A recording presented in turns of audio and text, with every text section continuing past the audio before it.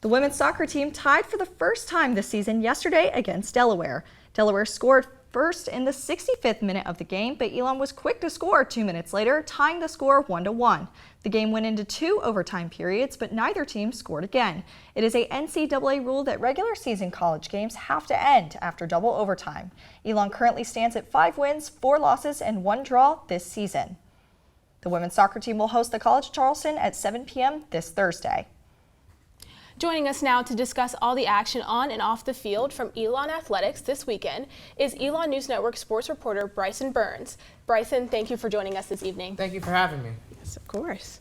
So Elon had a very big win this weekend over 21st ranked Richmond. Can you tell us kind of what the big key was to that this weekend? Well, they played phenomenal on defense. They only allowed 7 points against a team that was averaging 27 points coming into the game. The Spiders went 0 for 3 in the red zone, meaning the defense stepped up when their backs were against the wall. And from there, it was easy for the offense, led by Davis Cheek, to easily score and get the easy W. Of course. And moving on to volleyball, they also had a big win against Towson. Could you talk a little bit about that? Yeah, many would say that this is probably their biggest win in program history. Towson is a perennial power.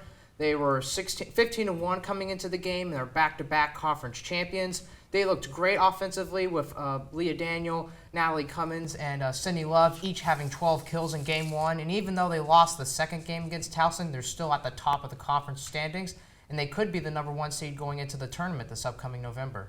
Wow. And women's soccer, as we just saw, had a pretty big game on the pitch this weekend. Can you tell us a little bit more about what the rest of their season is going to look like? Absolutely. They've played pretty consistently so far this season. They've looked really good. Their defense has been really strong so far this year. They've only allowed 3 goals during the 6 games that they played in September, so they're looking really good so far. Bryson Byrnes, thank you so much.